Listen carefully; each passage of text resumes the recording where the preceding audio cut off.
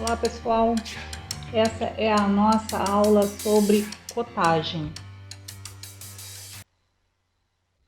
O que eu fiz aqui foi novamente a sistematização da norma. Antes de tudo, eu quero dizer para vocês que considerem que as representações dos objetos dadas nas vistas ortográficas e na perspectiva isométrica que nós temos trabalhado até aqui só são possíveis por conhecermos as dimensões dos objetos. Hoje nós vamos tratar exatamente disso, da forma como colocamos as medidas nos objetos, nos desenhos. E hoje nós vamos tratar da forma correta de colocar as medidas dos objetos nos desenhos, as dimensões dos objetos nos desenhos. Isso só pode ser feito se nós temos a consideração da localização exata das vistas ortográficas. Inclusive, boa parte do que está previsto pela normativa diz respeito à colocação correta da vista lateral esquerda no lado direito, da vista lateral direita no lado esquerdo, da vista superior no lado de baixo, e assim sucessivamente, e ao mesmo tempo que exista, vejam que aqui eu ainda fiz um detalhe das vistas mais usadas, e que exista entre elas um alinhamento de forma que a cotagem funcione, porque quando nós cotarmos um determinado elemento na vista frontal, isso valerá também para a lateral esquerda. E isso só funciona se forem mantidas essas relações de posição, digamos assim, entre as vistas. Então, considerem isso como algo fundamental. Parece estranho eu estar falando isso a essa altura, mas como eu venho corrigindo trabalhos muito recentemente e tenho encontrado bastante discrepância em relação à colocação das vistas, não é? Então, eu achei fundamental trazer essa lâmina para lhes advertir uma última vez antes que, como eu digo, seja tarde. Tarde para o quê, Karen? Tarde para esse ano, porque temos tempo no ano que vem de retomar isso, se for o caso, ou no semestre que vem. Mas espero que não cheguemos a isso. Bem, a representação ortográfica nominal descreve a geometria ideal e a cotagem nominal indica as dimensões teóricas de um objeto. Pensem que é sobre isso que nós estamos falando. O objeto real tem a geometria e as dimensões toleranciadas. Então, por que isso? Porque quando se pretende definir a geometria e as dimensões de uma peça, precisamos levar em conta que é impossível produzir formas geométricas e dimensões exatas. E aí eu gosto da literatura portuguesa porque diz o Moraes que o exato é inatingível.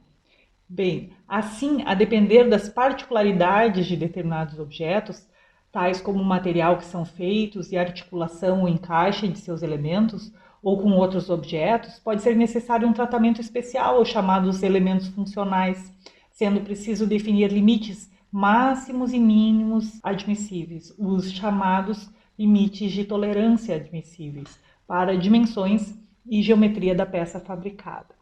Nestes casos, os sistemas de informação das medidas utilizadas nesses desenhos recebe o nome de cotagem funcional, que indica erros que estejam dentro das tolerâncias prescritas.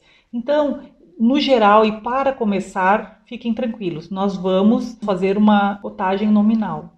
Então, é uma cotagem das dimensões teóricas. Então, se vocês pegarem os objetos que vocês têm fabricado, e eu tenho aqui feito o sólido da norma do desenho técnico. Então, quando nós colocamos o escalímetro aqui e informamos essa medida, considerando essa geometria ideal. Tanto que vocês podem ver que vocês têm algum erro ali nos sólidos que vocês têm construídos, mas eu sempre lhes recomendo para colocar a medida teórica, fechada, arredondada, certo? É disso que nós estamos tratando. Como essa norma é muito meândrica, eu fiz um sumário simplificado. Vejam que cada um desses tópicos tem desdobramentos, mas eu fiz uma síntese para vocês enxergarem que nós temos os objetivos, os documentos complementares, as definições, o método de execução, as disposições e apresentação da cotagem, indicações especiais. Então, por aqui também vocês seguiam. Então, essa norma fixa os princípios gerais de cotagem a serem aplicados em todos os desenhos técnicos. Quando necessário, devem ser consultadas outras normas técnicas, como sempre, de áreas específicas, não é? Em função do desenho que nós estamos realizando. As figuras do texto são apresentadas na forma mais simples, servem apenas como exemplos. Os documentos complementares a consultar são a 8402 e 8403, que são execução de caractere para escrita em desenhos técnicos, procedimento e aplicação de linhas de desenhos, tipos de largura de linhas. Não tem mais. A NBR 16861 é a norma que cancelou e substituiu a 8402. E eu tenho uma aula aqui específica sobre ela, mostrando uma sistematização bastante parecida com o que eu fiz aqui, uma organização que os ajuda na leitura. Então, na verdade, mesmo que a norma ainda mencione essas duas normas, quando vocês lerem isso, apaguem, risquem e leiam 16.861.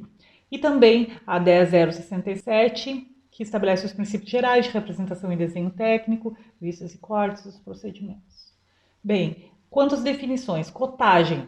Afinal de contas, o que é? É a representação gráfica no desenho da característica do elemento através de linhas, símbolos, notas e valor numérico numa unidade de medida. Funcional, essencial para a função do objeto ou local. Não funcional, não essencial para o funcionamento do objeto. Auxiliar, dada somente para informação. A cotagem auxiliar não influi nas operações de produção ou de inspeção, derivada de outros valores apresentados no desenho ou em documentos, e nela não se aplica tolerância. Elemento, uma das partes características de um objeto, tal como uma superfície plana, uma superfície cilíndrica, um ressalto, um filete de rosca, uma ranhura, um contorno, etc. Produto acabado é um objeto completamente pronto para montagem ou serviço, sendo uma configuração executada conforme o desenho.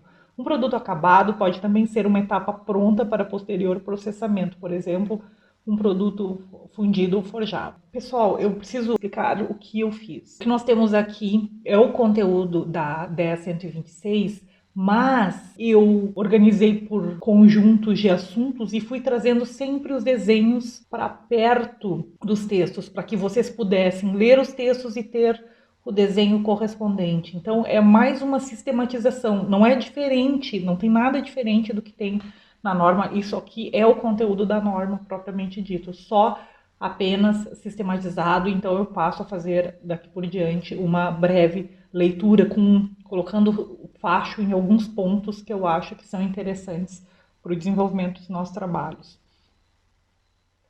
Toda cotagem necessária para descrever uma peça ou componente, clara e completamente, deve ser representada diretamente no desenho. Então, nós falamos aqui de uma relação de textos e desenhos, certo?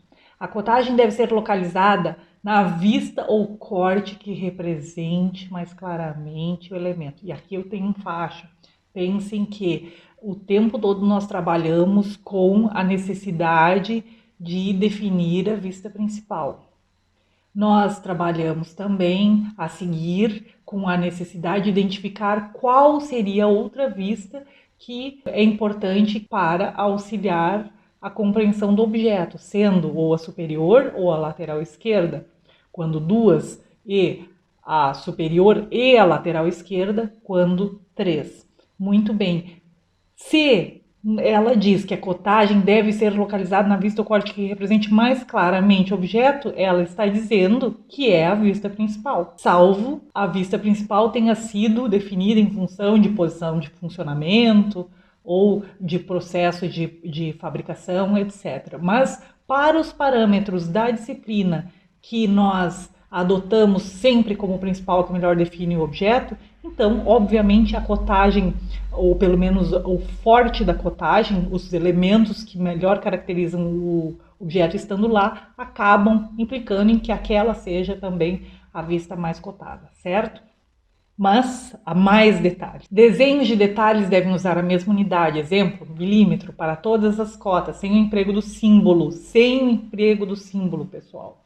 Se for necessário para evitar o mal-entendimento, o símbolo da unidade predominante para um determinado desenho deve ser incluído na legenda. Ponto. Cotar somente o necessário para descrever o objeto ou produto acabado. Nenhum elemento, objeto ou produto acabado deve ser definido por mais de uma cota. Então, cotou um rebaixo na vista principal, não cota na lateral. E onde eu coto ele? Se ele aparece nos dois, ou no lugar em que ele aparece, melhor definido. Exceções podem ser feitas onde for necessário cotagem de um estágio intermediário da produção, não sabemos. Onde a adição de uma cota auxiliar for vantajosa, de novo, em função, muitas vezes, de processo de fabricação, coisas que nós não temos acesso. Bem, não especificar os processos de fabricação ou métodos de inspeção, exceto quando forem indispensáveis para assegurar o bom funcionamento ou intercambiabilidade. Muito bem, vamos ao método de execução que nos interessa. Interessa sabermos que nós temos esses elementos aqui, linha auxiliar, linha de cota, limite de linha de cota e cota, sendo a cota o valor numérico. A linha de cota é a linha sobre a qual está a cota. A linha auxiliar é a linha que nos indica qual é o elemento que está sendo cotado, estão vendo? Então ela estabelece aqui o início e o fim do elemento a ser cotado. E o limite, falando em limite, né? Quem indica o limite é o limite da linha de cota, certo? Então nós já vamos ver desdobramentos deles, mas gravem esses elementos. Muito bem. E vejam que aqui nós temos o limite definido por uma seta e aqui nós temos o limite definido por um traço oblíquo. A norma apresentará especificidades em relação a isso. E aqui, então, eu trouxe todas as figuras que andavam, que a norma menciona, né? Em várias folhas, trouxe para um único slide, mesmo que o texto fique pequeno, mas eu acho que vocês ganham porque vocês têm todo o material aqui sobre linhas auxiliares e cotas. As linhas auxiliares são desenhadas como linhas estreitas, vocês têm que ver a norma que fala sobre o traçado, não é? Estreitas contínuas conforme, já risquei, não é 84013, embora esteja isso na norma. De verdade é 16861. Figuras 4 e 5. Um pequeno espaço deve ser deixado entre a linha de contorno e a linha auxiliar. Então eu vou voltar aqui. Então sobre esse pequeno espaço e aquele pequeno espaço ali, estão vendo? Tem que ficar. E observem que a cota, o valor numérico, ela está sobre, mas ela levita. Existe um pequeno espaço aqui, estão vendo? Entre a cota propriamente dita e a linha de cota. Como existe um pequeno espaço aqui da linha auxiliar em relação ao objeto, ela não encosta no objeto. Então essas coisas não se encostam. Pensem que a linha de cota é como um mestre Yoda Jedi que fica ali sobre a linha de cota, levitando, não está encostando na linha de cota. As linhas auxiliares devem ser perpendiculares. Perpendiculares é o elemento dimensionado. Entretanto, se necessário, pode ser desenhado obliquamente a esse, aproximadamente 60 graus, porém paralelas entre si. Ver figura 6. Porque se colocou oblíquo, porque se colocasse aqui perpendicular ia ficar confuso. E aí tem aquele nosso princípio da legibilidade. Tudo que nós fazemos é para garantir uma melhor legibilidade, se não tudo, boa parte do que nós fazemos. A construção da intersecção de linhas auxiliares deve ser feita com prolongamento dessa além do ponto de intersecção. Linhas auxiliares e cotas, sempre que possível, não devem cruzar com outras linhas. Figura 8.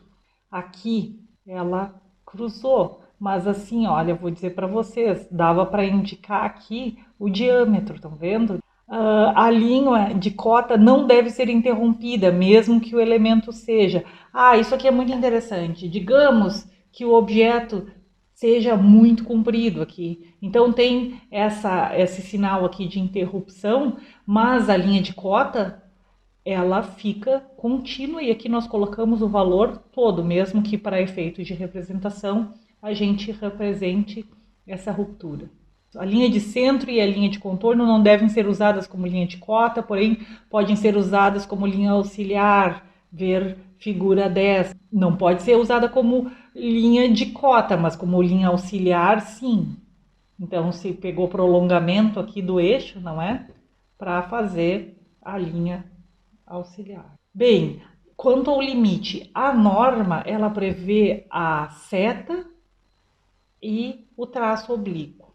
Depois eu, no final, vou falar sobre a bibliografia, o que diz para vocês, porque na arquitetura, por exemplo, é muito usual o dot, a bolinha, certo? Então, mas eu faço umas observações ao final. Bom, a indicação dos limites da linha de cota é feita por meio de setas e traços oblíquos. E aí tem aqui todas as especificações que vocês precisam saber para saber como fazem a seta, formando um ângulo de 15 graus, a seta pode ser aberta, fechada ou preenchida. Figura 15. O traço oblíquo é desenhado com uma linha curta inclinada a 45, tá aqui. A indicação dos limites da linha de cota devem ter o mesmo tamanho no mesmo desenho. Ah, pessoal, agora, tudo na verdade, assim, é um padrão. Se vocês usam um distanciamento das cotas em relação ao objeto, por exemplo, aqui tem uma coisa mal, ó, prestem atenção. Se vocês têm esse primeiro distanciamento aqui, vocês a seguir, isso tem que ter sempre o mesmo distanciamento. A norma, ela mesma diz assim, são só exemplos, considerem, né? E aqui a gente já encontra uma discrepância, digamos assim. Então, não usam 3 tipos de setas no mesmo desenho, escolhem uma, ou seta aberta, ou seta fechada, ou traço. Primeira coisa, oblíquo, né? Uma das 3. E aí usam todo o trabalho é cotado naquele sistema. Inclusive, eu digo mais, escolham um para o ano e adotem, porque aí vocês vão aprimorando isso ao longo do tempo. Todos os elementos de cota são sempre iguais. Os distanciamentos, a distância que a cota fica em relação à linha de cota é sempre a mesma. E assim sucessivamente. Todo o conjunto é sistematicamente similar. Quando nós trabalhamos num software, nós configuramos essas coisas, mas quando nós desenhamos com instrumental, nós precisamos calibrar a nossa organização em relação ao papel para que isso, mesmo que seja um pouco diferente, não seja discrepante como é isso aqui, por exemplo. Quando houver espaço disponível, as setas de limitação da linha de cota devem ser apresentadas entre os limites da linha de cota. Ver a figura 13. Agora, quando o espaço for limitado, as setas de limitação da linha de cota podem ser apresentadas externamente. Então, é só quando não há espaço. Sempre que houver espaço, as setas estão para dentro, digamos assim, entre os limites da linha de cota. Tá. Então, acho que aqui é isso. A seguir, então, as cotas devem ser apresentadas em desenho em caracteres com tamanhos suficientes para garantir a completa legibilidade, tanto no original como nas reproduções efetuadas nas microfilmagens, ou seja, elas são discretas, elas são pequenas, mas elas não são minúsculas, elas devem ser legíveis, conforme a 8402, que não é 8402, é 16861. E vamos aqui aos métodos. Nós temos 2 métodos. No método 1, que eu sugiro que vocês adotem, as cotas devem ser localizadas acima e paralelamente às suas linhas de cota, e preferivelmente no centro. É isso aqui, acima, não é aqui embaixo, é acima. Então, a exceção pode ser feita onde a cotagem sobreposta é utilizada. Ver figura 34.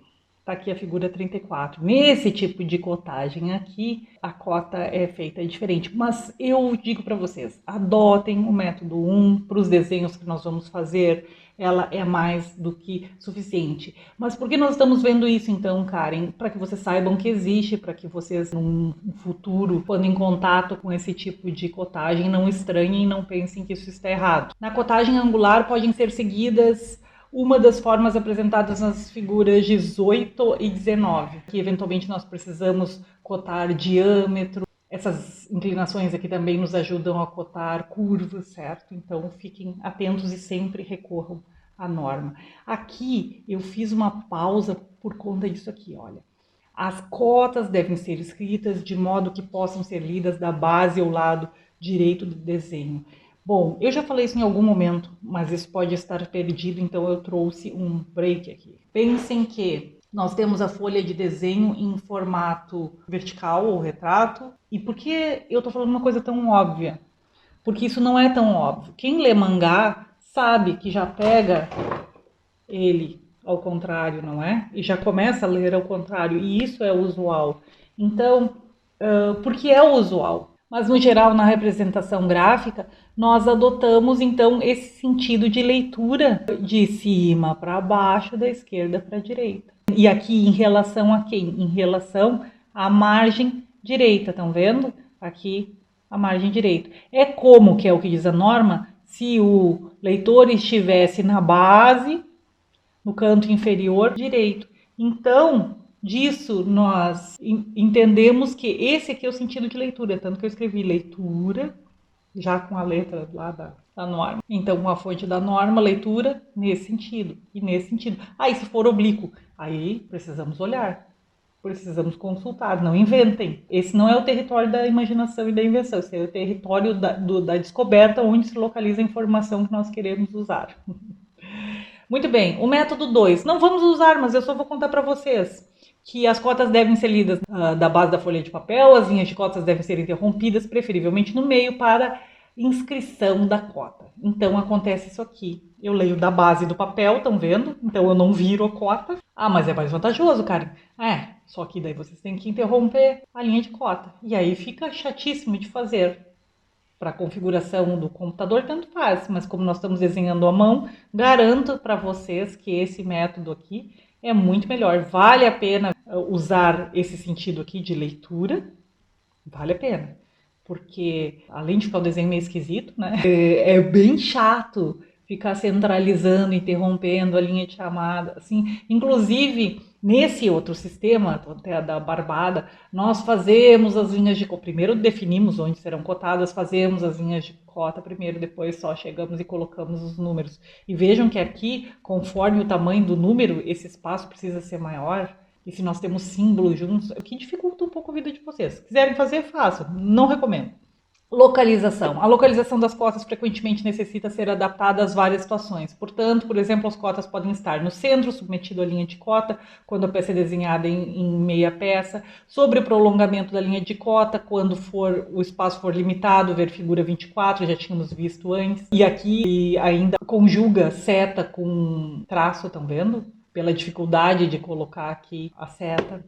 Sobre prolongamento horizontal da linha de cota, quando o espaço não permitir a localização com interrupção da linha de cota na horizontal, ver figura 25.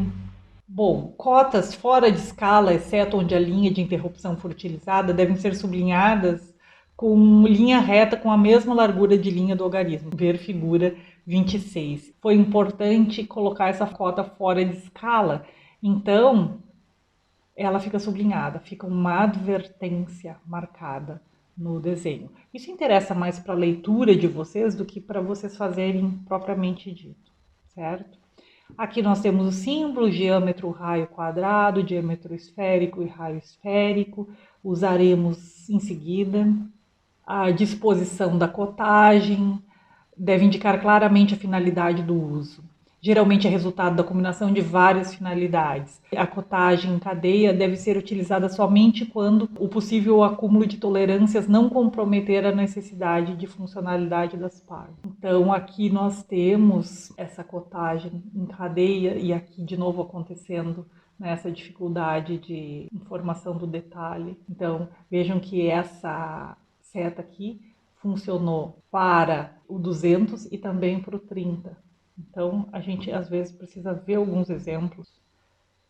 E essa norma é rica nisso. Pessoal, bom, e aí daqui por diante, eu vou deixar para vocês darem uma olhada em conformidade com a necessidade, mas saibam que eu também recomendo que nós façamos uma cotagem em paralelo, que é a localização de várias cotas simples paralelas umas às outras, espaçadas o suficientemente para escrever a cota, certo? Vejam ali a 33 e a 34. Só que nesse caso aqui, né, esse método nós vamos evitar. Mas eventualmente quando vocês precisarem cotar elementos em paralelo, lancem mão também desse recurso que nos pode ser útil. E aqui cuidem para que esses distanciamentos, quando vocês cotarem em paralelo, as distâncias entre cotas e a distância da primeira cota em relação ao objeto sejam constantes.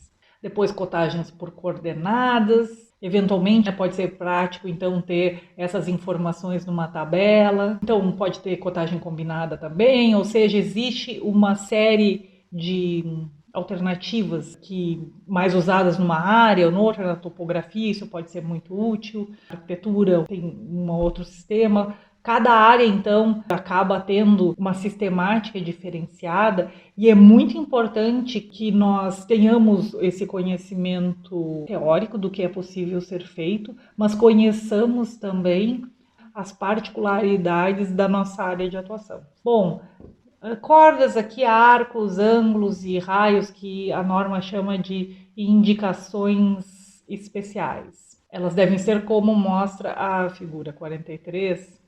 E quando o centro do arco cair fora dos limites do espaço disponível, a linha de cota do raio deve ser quebrada ou interrompida, conforme a necessidade de localizar ou não o centro do raio. Quando o tamanho do raio for definido por outras cotas, ele deve ser indicado pela linha de cota do raio com o símbolo R, sem a cota. Aqui, por exemplo, já temos aqui o diâmetro. Dentro daquele princípio de cotar o mínimo necessário, já sabemos quem é o raio, não precisamos informar, só mostramos claramente onde ele está. Aqui é interessante que nós temos graus, o ângulo e a dimensão. Elementos equidistantes, podemos olhar isso mais adiante. Algumas dessas coisas nós vamos usar ou não em função dos objetos que vocês criarem, mas eu fiz questão de deixar todas as coisas aqui, porque já que eu estava sistematizando as imagens da norma por assunto, eu já deixei isso pronto.